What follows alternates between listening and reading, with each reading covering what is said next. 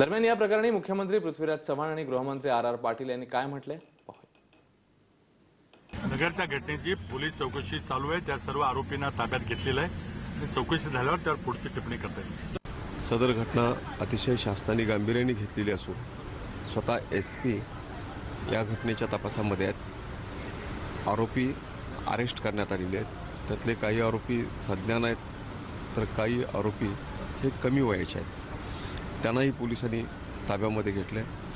घटनेचा सगळा तपशील पोलिसांना प्राप्त झाला आहे। अगोदर मारहाण करून नंतर त्यांनीच फास लावून घेतला अशा पद्धतीचे जे वातावरण निर्माण केले गेले त्याच्यावरच्या जखमा वगैरे सगळ्या नोंद झालेल्या आहेत। अतिशय गांभीर्याने या घटनेचा तपास करण्यात येईल आणि आरोपींना जास्तीत जास्त शिक्षा होईल या दृष्टीने प्रयत्न केले जातील। सोनं खरेदीसाठी